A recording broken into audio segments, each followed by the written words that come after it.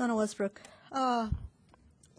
One of the things you can do tonight, rather than pass this or approve it, is to approve a vote of the people instead of going forward. And then you will have something that's more like a true democracy and letting them make the decision of whether or not they want the rate. Anyway, I'm up here to talk about cost allocation and how it reflects on the San Dieguito Water District.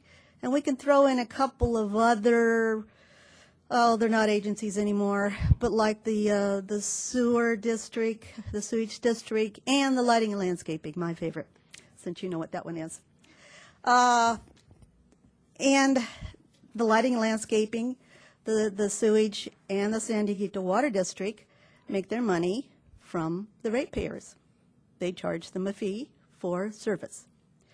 Well, the city of Encinitas got really creative a couple of years ago. Actually, now it's a little bit more than that. I think it was when Carrie Miller was here, the previous city manager, and decided to do cost allocation on every account or every department or whatever it was.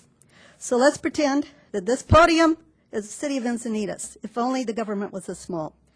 But this is the city of Encinitas. So what the city did, or the council approved, was to say we're going to put a cost allocation, which means we think all of these departments cost so much money to run the city, which means the overhead, which means the rent, the lights, and everything else. So we're putting a charge on each one of these departments or these accounts of, let's say, $1. Well, the dollar for these accounts that don't have money coming in as a separate, from a ratepayer like the water, the sewage, or the landscaping, that's nothing, because you're just taking the dollar from this side of City Hall and putting it in the dollar of this side of City Hall. There's nothing there, but it looks good. However, when you get to San Dieguito Water District and the others that have the money come in from the ratepayers, they take that money, and it's not coming from City Hall from this side. Let's call it manna from heaven. It's coming down like this $5 bill, right? It's a little bit more on this side. So as it comes down, it has to come down from the ratepayers, from the customers. Actually, landscape and lighting is the customers, but from all the residents who are charged, their properties are charged for that cost allocation. And then that cost allocation is supposed to pay for the rent and everything else in City Hall, which we didn't have this before.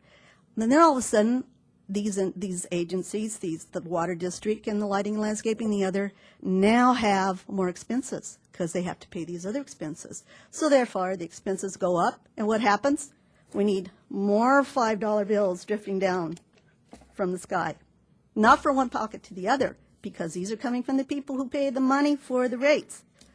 So you're getting in all this money that doesn't come from one pocket to the other. It comes down from the sky. Now, if you think about what is fair, maybe you can justify it, but I don't think so, because it's another way of padding expenses to get more money into the general fund. And if you look at the amount of money that's been assessed, and you call it assessed, whatever you want to call it, it is assessed on each one of these independent accounts that have money coming in by ratepayers, you're doing a pretty good job of padding the general fund. And that money helps to pay for the bond issues like the library and for the hall property. And, put in maybe almost $900,000 for some of them. And that's a lot of money each year to pay for the rent. And if that's the need to get that money coming down from heaven, I'd say I'd rather have the rent put in a trailer someplace. It'd be a lot cheaper, and we wouldn't have to worry about it. We wouldn't have our rates raised, or we wouldn't be told we need more money because our expenses have exploded.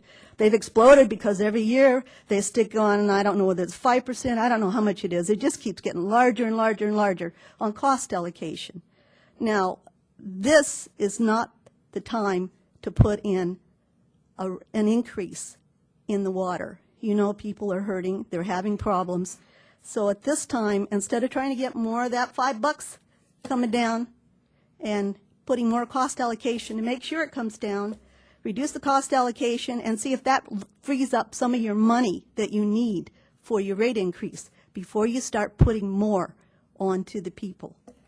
So you do have a choice. You can say, let's go to an election You don't have to sit there and close your eyes, press your buttons, and do whatever you do. Thank you.